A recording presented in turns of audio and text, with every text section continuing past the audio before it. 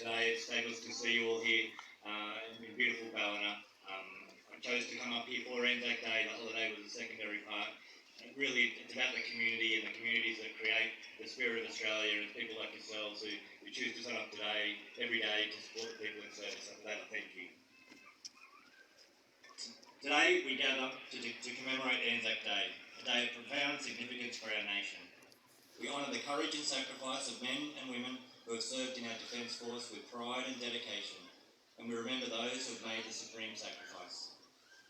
As we stand here in reflection, we are reminded of the enduring spirit of the ANZACs and their legacy that continues to guide and inspire us today. This year, as we mark the 110th anniversary of the Gallipoli campaign, we also remember others, including the Royal Australian Navy submarine HMAS AE2, nicknamed the Silent ANZAC. In the early hours of 25th April 1915, as 16,000 Australian and New Zealand troops and their British, French and Indian comrades made final preparations for their assault on the Gallipoli Peninsula, HMAS AE2, commanded by Lieutenant Commander Henry Stoker, slipped through the dark waters of the Dardanelles Strait. Throughout our nation's history, we have asked brave men and women to put service ahead of self. The soldiers, sailors and aviators of the Australian Defence Force have answered the call to defend Australia and promote security and stability in our region and across the globe. Across different eras and conflicts, our nation has remained steadfast in its commitment to collective security and international cooperation. From the hills of Gallipoli to the Owen Stanley Range, from the fields of Long Tan to Oruzgan Province, and across the wide expanse of the world's seas and oceans, Australia's Defence Force is committed to promoting peace and stability. In 2025, alongside the 110th anniversary of the Gallipoli landings, we commemorate a number of other significant anniversaries of Australian military engagement.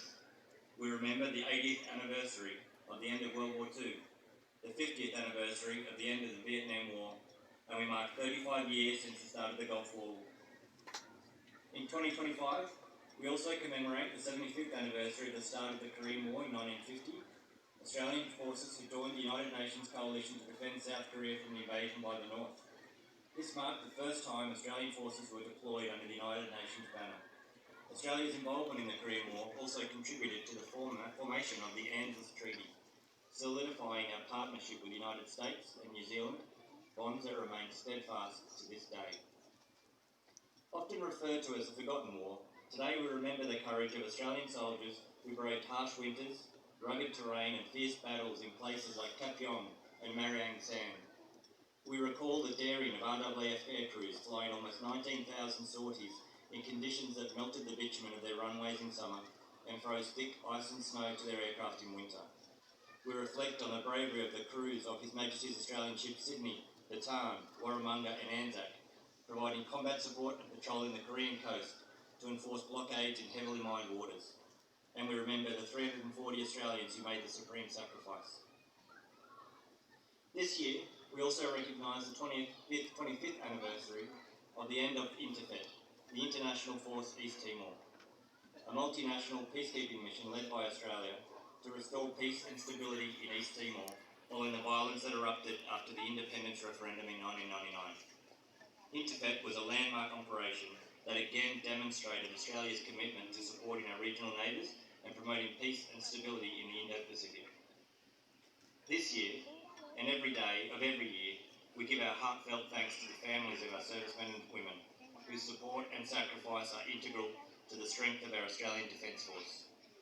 Defence families endure disruption to their own lives and plans, long periods of separation, the uncertainty of deployment and the challenges of reintegration. Their unwavering dedication and resilience are a source of inspiration to us all. As we reflect on those who have served before us, we honour their service and strengthen our resolve to uphold the principles for which they fought. Their legacy continues to guide us today as we work together to achieve our mission to advance a secure, prosperous future for our nation. Lest we forget.